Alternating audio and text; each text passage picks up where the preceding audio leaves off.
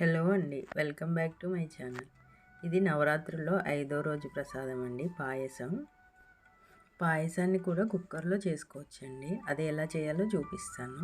గిన్నెలో వండితే చాలా టైం పడుతుంది కదండి, అలా వండడానికి టైం లేనప్పుడు ఇలా కుక్కర్లో కూడా వండుకోవచ్చండి. ఒక కప్పు బియ్యాన్ని నీట్గా కడిగేసి నానబెట్టుకోవాలండి. 5 to 10 minutes నానబెట్టుకుంటే సరిపోతుంది. ఒక కప్పు బియ్యానికి 2 కప్పులు వాటర్, 3 కప్పులు పాలు పోసుకోవాలండి. ఈ క్వాంటిటీలతో వండితే పాయసం చాలా టేస్టీగా ఉంటుందండి.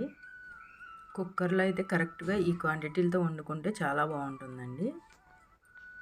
ఇలా పోసుకున్నాక 3 సార్లు పొంగు వచ్చాక మనం ముందుగా నానబెట్టుకున్న బియ్యాన్ని దీనిలో వేసుకోవాలి.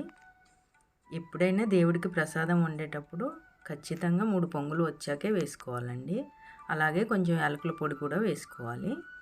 ఇలా వేసుకున్నాక అంతా ఒకసారి కలిపేసుకొని కుక్కర్ మూత పెట్టేసుకొని 5 to 6 విజిల్స్ వచ్చిందాకా కుక్ చేసుకోవాలి. మీడియం ఫ్లేమ్లో పెట్టుకొని 5 to 6 విజిల్స్ వచ్చాక స్టవ్ ఆఫ్ చేసుకోవాలి. ఇలా విజిల్స్ అయిపోయాక కుక్కర్ కొంచెం చల్లారిన తర్వాత మూత తీసేసి చూస్తే ఇలా ఉంటుందండి రైస్.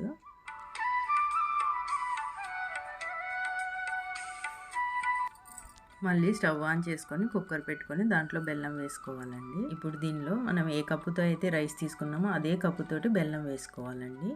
ఒకవేళ మీరు స్వీట్నెస్ ఎక్కువ కావాలి అనుకుంటే ఇంకొంచెం బెల్లం వేసుకుంటే సరిపోతుంది, ఒక పావు కప్పు దాకా. లో ఫ్లేమ్లో పెట్టుకొని ఇలా కలుపుకుంటూ ఉంటే బెల్లం కరిగిపోతుందండి.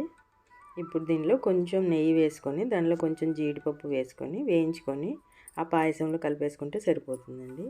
దీంట్లో ఇంకేమన్నా మీరు డ్రై ఫ్రూట్స్ కావాలంటే అవి కూడా వేయించుకొని వేసుకోవచ్చండి. నేను ఇక్కడ జీడిపప్పు మాత్రమే వేశాను. అంతేనండి, అమ్మవారి ప్రసాదం రెడీ.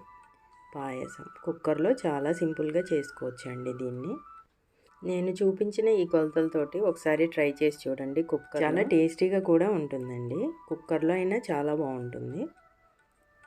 ఈ రెసిపీ నచ్చితే తప్పకుండా ట్రై చేయండి. ఈ వీడియో నచ్చితే like, share and subscribe to my channel.